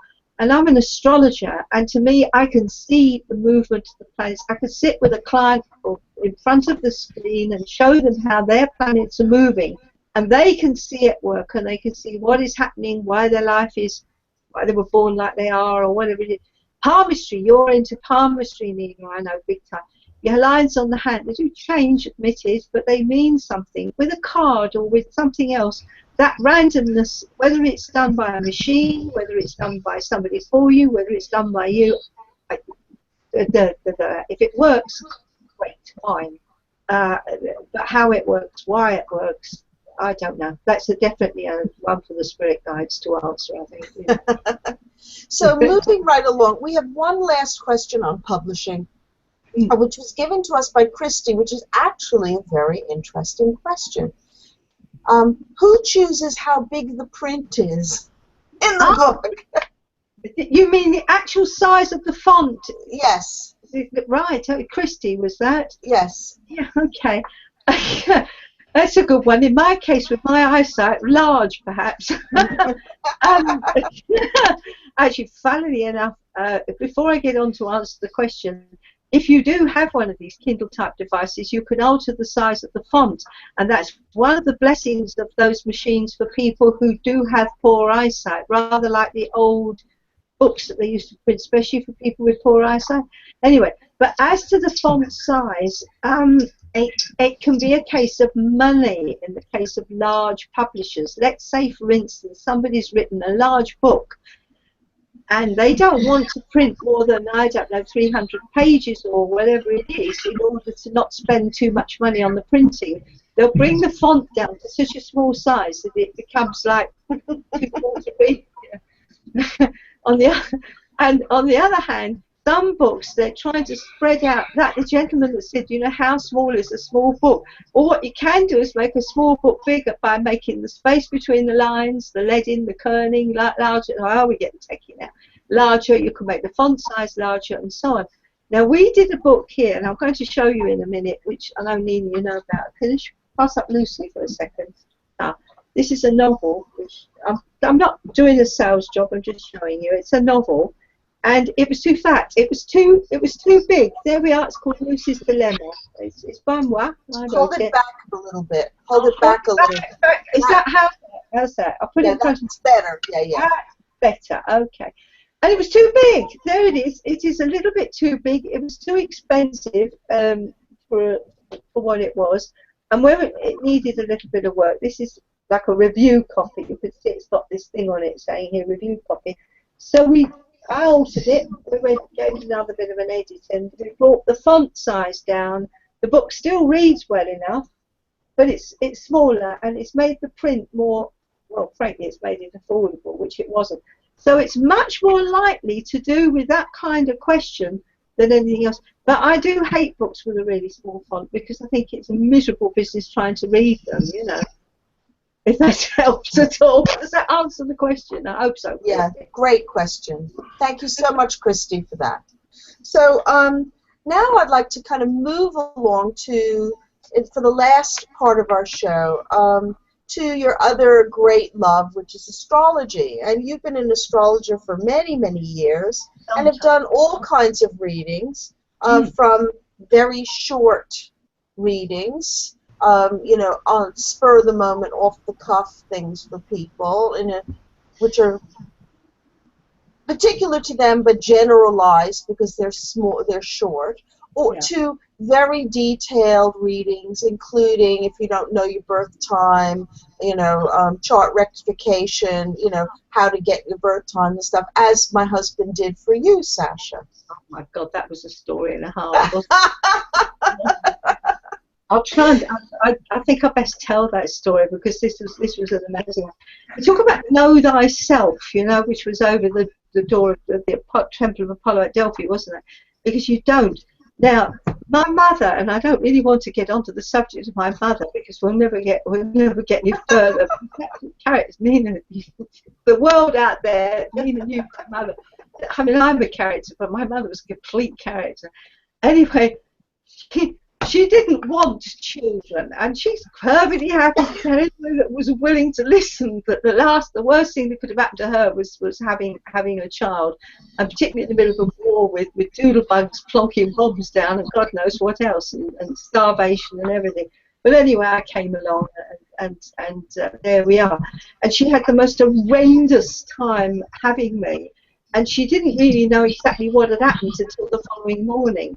And when I asked her when I was born, when I got into astrology, she said, oh, 6 o'clock in the morning. And Douglas, Nina's husband, is a fantastic, he's another one of these polymaths, I mean, a brilliant Renaissance man that knows so much about everything and these subjects. And he says, you're never born at that time. That's not right. You haven't got the right rising sign. But a lot fitted. It was coming up with Virgo rising, and a lot fitted, but no, it wasn't right. So I went back and I phoned my mother and I said to her, what time was I born? And she said, oh, she said, some stupid time. They had to get the doctor out. She said, trust you to be born at some awkward time that was the most difficult, biggest problem for everybody, instead of being born at some convenient time. Thank you very much. And eventually I settled down and I rectified until I worked out my birth time, which is almost... Well, my birthday is tomorrow. In fact, actually, it's tonight. And time we come off air, I will be just about hitting exactly 72 years since this event happened when I was born, which was not the best of my mother's days, I can tell you. But it was Douglas that worked this out. And I couldn't see it because I was too close. Once I actually got the birth time right, and I got the ascendant right, and I got the whole chart right, everything fell into place. But believe me, this led really into a lifetime's fascination with the whole business of the ascendant and rectification and the time of birth. And it is not an easy subject. It just isn't. It just shows to go that even an astrologer can make a mess of it sometimes.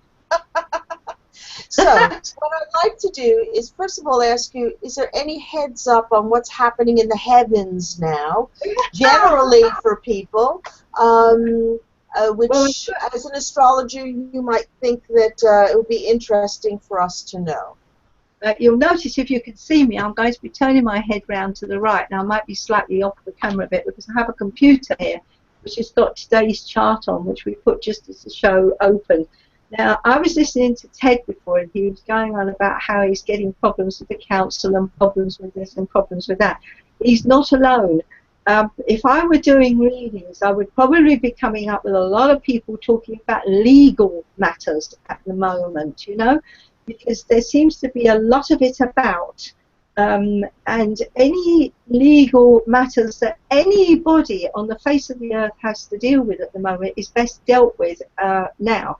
And I'd actually advise Ted, and I don't even know Ted, I don't know your birth time, I don't know your sign, I don't know anything, but I would advise you not to actually just let this slide, that if there's something you have to deal with petty officialdom of this kind of local governmental kind, to do it properly, thoroughly and carefully, because at the moment the planets are not great for this kind of thing, and we're dealing with people, I'm hearing people are having problems with wills and problems with contracts and problems of that sort, and we're dealing with contracts here on a daily basis, and we deal with them in a very, very careful way, but even we found a few errors and things in our own publishing world that we've had to put right.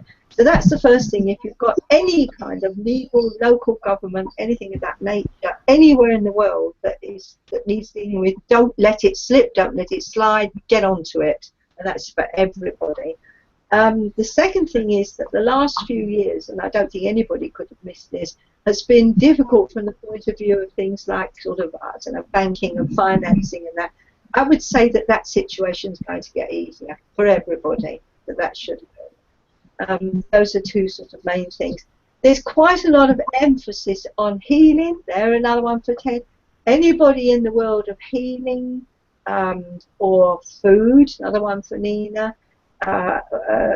Eating properly, diets, not necessarily vegetarian, vegan, but whatever it is, or eating well, or health and healing and natural health, complementary health, anything you could do for yourself, that is going to boom this year, and the healers are going to be very much in demand, and it could be alternative or it could be straightforward, but that kind of world is going to be booming quite a lot for people. It might not be quite so spiritual as like the mediumism, but it's more of a sort of practical element of healing. And I think that with Neptune in Pisces, Chiron in Pisces at the moment, there's a lot of spirituality. Dream interpretation could be quite a good one as well. But those who have energy and who have things to do and want to get them done and want to get their word out there, or they want to achieve something, or even if you just want to make a cake or you want to paint a fence or do anything, this is not a bad month to do it. It's a time to get yourself into gear, I think. So there you are. There's a nice general one that should be useful, I hope, to everybody. But it doesn't look bad. Times don't look so bad. They look a bit easier, frankly. Okay. That's excellent. So we thought we'd just quickly open the room to anybody who wants a little reading. But before we say that, we've had loads of people who are saying happy birthday, happy birthday, happy birthday, happy birthday, happy birthday, Sasha, happy birthday to you, happy birthday to you, happy birthday, dear Sasha, we love you. Oh, oh, what a nice birthday present. Everybody's saying happy birthday to you. So that's wonderful. What we'd like to do is for you to, in the chat room, is there anybody who wants a short mini astrological reading? What you need to do is give us your date of birth. What else do you want? Is that it? To be quite honest, we haven't got time to do things too much in depth, but if people can come up with their date, time and place of birth, we'll do what we can. But if not, we'll just go on the date of birth and take it there, because otherwise we can be quite a while setting it up. Right. Date, time, and place of birth, please. If you're interested in having a mini astrological reading from Sasha. So we're waiting from the chat room. Era, do you have something to ask Sasha? Yeah, I do actually. Thank you for that. I understand right now, Sasha, that I don't know if there's still six planets in retrograde right now. Yes, yeah. What happens is that when the let me see. At this time of the year, in the northern hemisphere, this is where we get a little bit techie, I'm afraid. The sun is in certain signs. Yeah, it goes through the signs of Cancer, Leo, Virgo, because it's the time of the year. If it happens to have planets on the other side of the chart, which is like a circle, can everybody see me? If it's sort of round the other side of the chart, then very often what will happen is that the Earth, which is opposite the Sun, is going past those other planets quickly. And it's the effect that causes that retrograde effect. Now, the only way I can explain it is if you ever see two trains, if you're ever sitting in a train, and yours is going along a little bit more quickly than another one, the one next to you is still going forward, but it looks like it's going backwards. Have you ever seen that? Do you ever sat in a train? See that? It's that kind of effect, because what we have is the Sun in the summer signs in the Northern Hemisphere, the Earth in the winter signs, which is moving quickly, and it's passing by these planets quickly, and they're getting left behind. Of course, it all straightens up in the end, but that's a quick explanation of how that works. Well, that's good to know, and I think that's a really good explanation as to what retrograde actually is. Now, I think, Nina, you have a couple of people who have offered their names, dates. Yes, I think that's all we can do. So let's start with the first person who's asked, and who is Tina. So Tina asked the question before. So her birth is the 2nd of November, 1969. Right. In Edmonton, Alberta, Canada. Right. And the time of birth is 12:31 p.m. local time. 31 p.m. By p.m. we're talking about 12:31 lunchtime, I hope. Yeah. Not because people do confuse the p.m. and the a.m. and the p.m. Right. Now, Jan is going to put that together on the chart, but in the meanwhile, while that's going, I can first of all tell you straight away that we're talking about a Scorpio here. We're in 1959, so you're a Scorp. Now, the one thing that I find with Scorpios, some people say, oh, they've got a sting in the tail and all that kind of stuff. Well, I don't know. I think everybody's got a sting in the tail. But I find that Scorpios are a very emotional sign with rather deep feelings and deep thoughts, and they're quite often, really quite interested in spiritual matters anyway, because they have this need to delve into things quite deeply. I think that the thing where Scorps can shoot themselves in the foot a bit is if they act on emotion without stopping to think. And it's something that air signs tend to overthink things perhaps, and whereas water signs, Scorpio, Cancer, also and Pisces, but particularly Scorpio, can act quite quickly on an emotional way. So you can make silly decisions if you're angry, or if you're happy, or just simply almost on an intuitive level. And while we all love intuition, I think that you have to sometimes temper intuition a little bit. And I remember that old saying, sleep on it. Do you remember that one, sleep on it? Yes. That when you have decisions, maybe if you're a Scorpio, best sleep on it. Oh, we have the chart hitting. Oh, you're a lucky girl. Right, what have we got here? Well, first of all, being born at midday, the sun is near something called the midheaven, and is in something called the 9th house, and in Scorpio. Now, this is way interested in spirituality. The 9th house must find out what is going on beyond. You'll see my head is to the side as I'm looking at the screen here. That what is going on beyond everyday life, beyond the mundane life. And that means we have an interest here in things like traveling, perhaps, in education, in furthering education, in finding out. And I think your mother would probably be the first to say that when you were small, the questions you were asking was why this and why that, because you needed to know. And that's always interested as well in spirituality.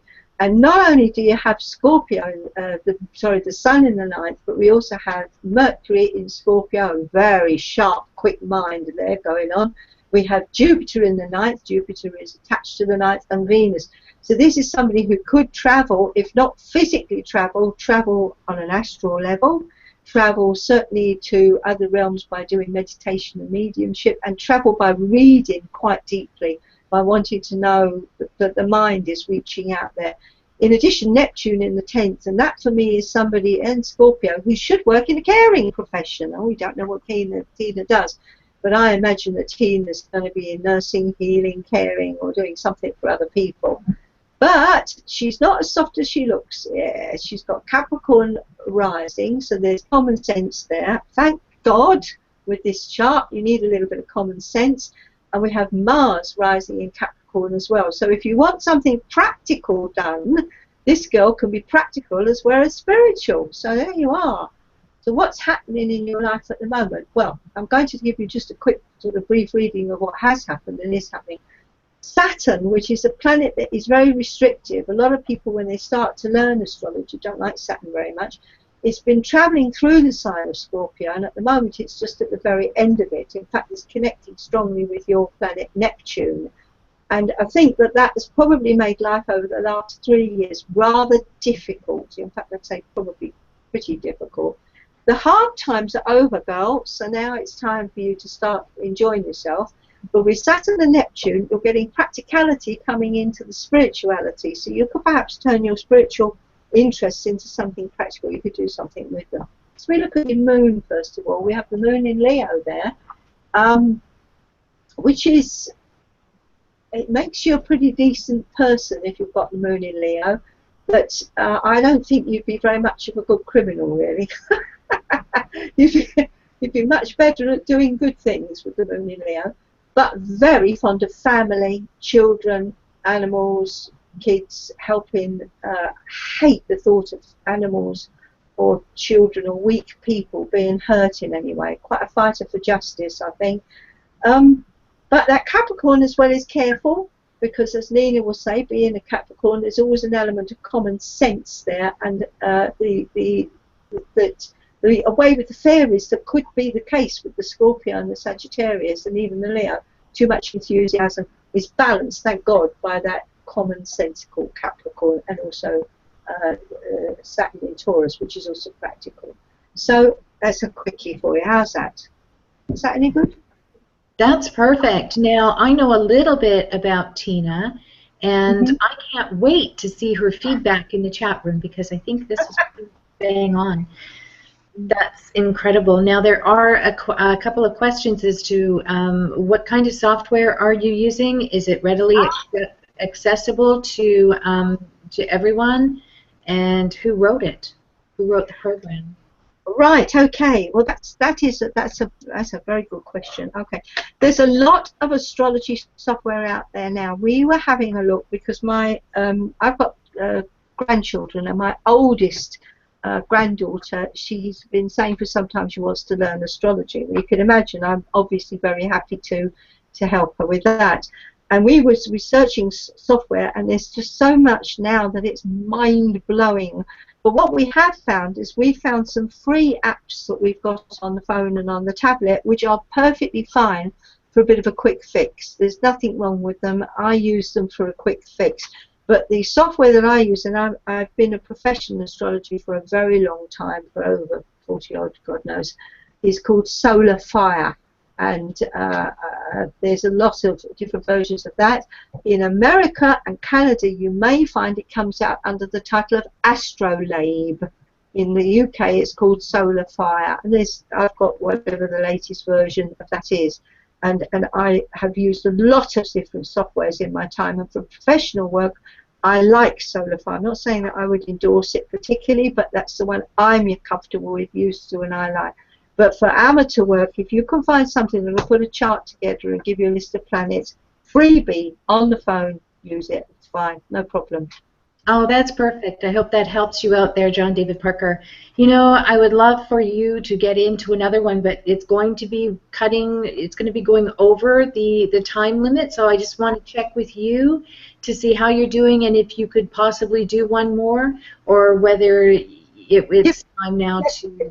Let me just have a day, and then I'll do the sun and the moon for the person, the date, all right, quickly. Okay. Nina, I'm not quite sure who you had listed as the second person. Could you just go back and off that?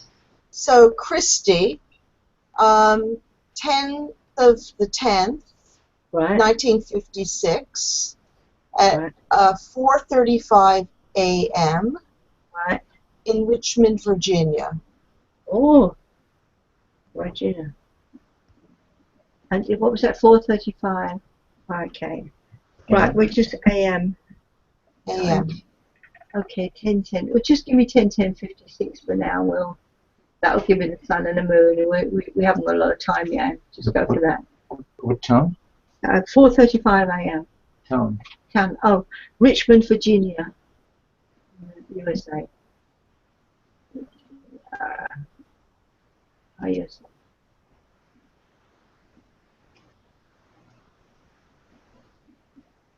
It's really not work. Never mind. Try it. See what happens. Go. It's taking too long. It's taking too long. Try. That'll do. That'll do. Yeah, that'll do. That'll do. Put it up. Put the chart up. Let's have the chart. That's it. That's it. Right. It may not be perfect because we've had to do this a little bit quickly, but the sun and the moon will be fine. It's funny, I've only said that the moon's cuspy. Okay, this is a Libra lady, and it's coming up at the moment with the moon in Capricorn. We're getting a Capricorn. That's nothing unusual. We're getting a Capricorn trend today. But it could be at the back end of Sagittarius. Now, I had a friend with the moon in exactly that position, Sag Capricorn. I've known 2 or 3 people, and you've got that same mixture of spirituality and practicality, which is quite good. That's on the moon. That's the inner personality. The more outer personality is Libra. Now, Libra is 2 scales, 2 sides to the personality. Usually needing other people, don't like operating alone, like to have other people around in their life. Very musical, perhaps, artistic, creative, fond of art, fond of, and also with quite a good business head, I would think this person has on their shoulder. The thing with Libra, though, is you've got the 2 scales, so sometimes the mood can change quite quickly. You could find that the person, the generals understand themselves, really, that their mood could change. But if we've got this chart right now, it doesn't could be far out. There's quite a lot in Virgo rising, and we've got 2 or 3 other planets at the moment running in, at the time of birth in Virgo. So we're coming back to practicality.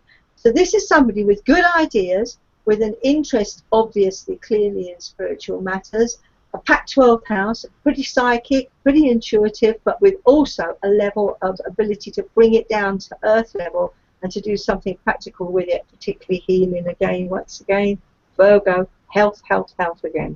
That's, I think, about it for now. Oh, Christy, can you just let us know what your feedback is to what Sasha had to say?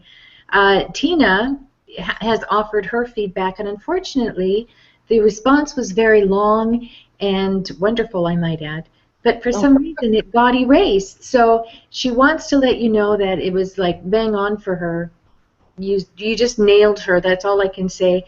And she says she's also had a challenging 3 years, and she's now looking forward to some relief and some fun. So that's it is.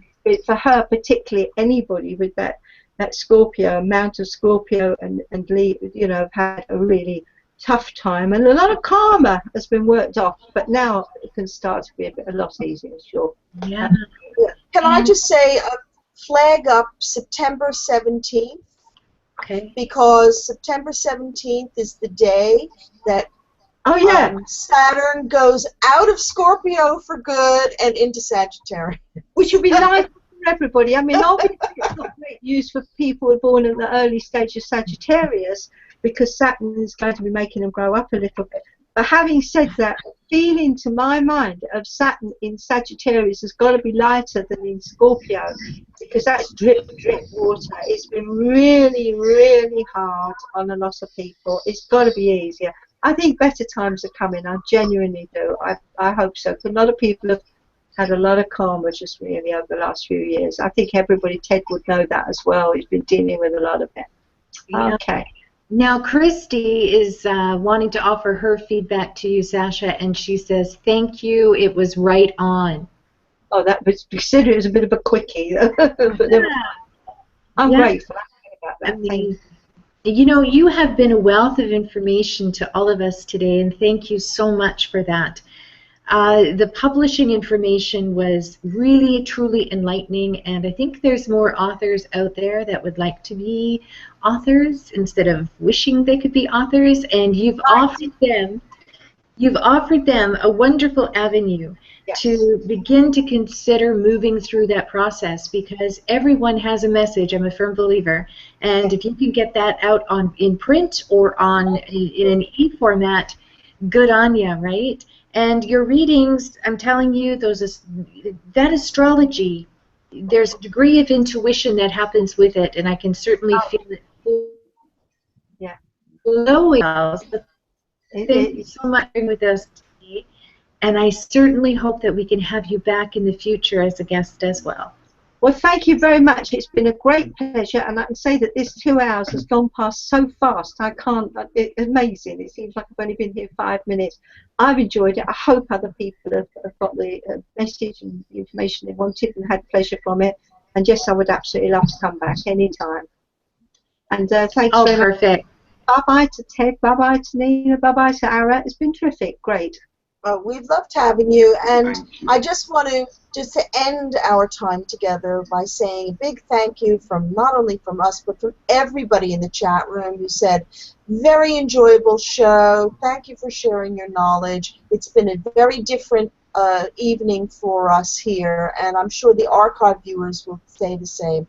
And I just want to again endorse Sasha and her publishing company, Stellium. If you want to publish a book and you want to do it with a minimum amount of hassle, spend a little bit of money, because they don't charge a tremendous amount of money to help you get the best book out there possible. So just contact her via her website, www.zampub.com. That's ZAM. PUB, ZambeziPublishers.com. All right, thanks for that, Nina. And if you would like also a reading with Sasha, she is not only an astrologer; she has many other abilities you might want to have a look at and experience. So please get in touch with her. Ted?